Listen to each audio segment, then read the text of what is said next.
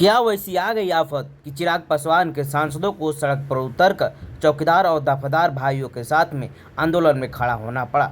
आज बिहार के पूरे चौकीदार और दफादार पासवान भाइयों ने आज जिस तरीके से सरकार से मांगे रखी है कि जो पुरानी बहाली थी उसी को पुनः बहाल किया जाए, तो चिराग पासवान उस समय सो रहे थे। लेकिन जब चिराग पासवान ने ये देखा कि अब पासवान समाज नेतृत्व किसी दूसरे के हाथ में सौंपने जा रही है, तो उन्होंने तुरंत अपने फौरन जो भी उनके सांसद हैं उनको तुरंत कहा कि आप लोग जाइए और धरने प्रदर्शन में बैठ जाइए। ये दिखावटीपन कहाँ तक सही लग रहा है? बिहार के पासवान चौकीदार भाइयों के समझ जाने की जरूरत है कि चिराग पासवान जो आपके साथ में आज खड़े हुए उनके सांसद दिखाई दे रहे हैं, वो कब तक आपके साथ खड़े रहेंगे? वो क्यों नहीं पटना के उस गर्दनी बाग और विधानसभा घेराव के समय खड़े थे जब लहूलुहान हुए थे बिहार के पासवान? वो कहाँ थे चिराग पासवान? जब चिराग पासवान ने देखा कि हमारी नावें डूबती हुई नजर आ रही है, हमारी नैया तो अब डूब जाएगी, इसीलिए अपने भैया को भेज दिए मैदान में और बोले कि आप जाइए और देखिए क्या मुद्दे हैं। यदि भेजना ही था तो बिहार में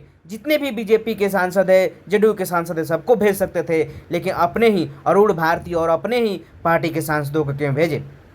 चिराग पासवान ने बताने का कोशिश किया है कि हम ही आपके नेता हैं, इसलिए आप हमें ही समझिए कि मैं ही आपका नेता हूं और आप हमें ही समझते रहिए।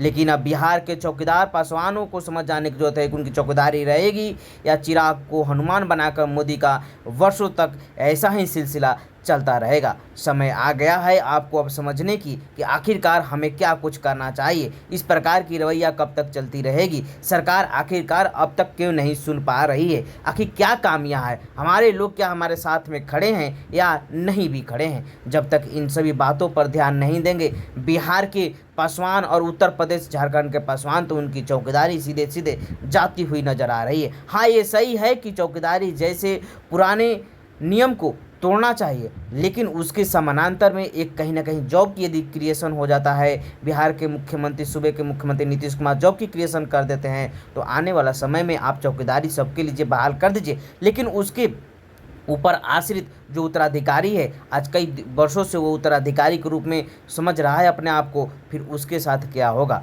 तो उसका न्याय क्या होगा? उसके लिए यदि आप रोजगार दे देते हैं, उसके लिए रोजगार क्रिएट कर देते हैं, तो आने वाला समय में आप चौकीदारी को सभी के लिए बहाल कर दीजिए, उसके समानांतर रोजगार का उत्पत्ति कर दीजिए, तो फिर कोई दिक्कत, किसी को कोई परेशानी नहीं होने वाली है। लेकिन यदि आप जब इस प्रकार की कार्रवाई नहीं करेंगे, इस प्रकार की बातें नहीं करेंगे, तो आने वाले समय में तो एक बहुत बड़ी बिहार के पासवानों ने आंदोलन करने को ठान रखा है और सरकार को जवाब देने के लिए पूरी तरह से कमर कस रखा है। साथ में चिराग पासवान जो एनडीए गठबंधन अलायंस के साथ में है, उनको भी जवाब देने की तैयारी हो गई है कि आखिरकार चिराग पासवान कब तक समझेंगे कि आखिरकार बिहार के पासवानों के साथ, भारत के पासवानों के साथ क्या कुछ हो रहा है। चिराग पासवान जब तक इन सभी बातों पर नहीं ध्यान देते हैं, तो आप यकीनन यह विश्वास रखिए कि कहीं ना कहीं बिहार के पासवान दूसरी तरफ मूव करते हुए नजर आएंगे। इसी कारण है कि चिराग पासवान ने अपना नेतृत्व, अपने सांसदों को कहीं ना कहीं सड़क पर भेजा कि आप जाइए, दफदार और चौकीदार के आंदोलन में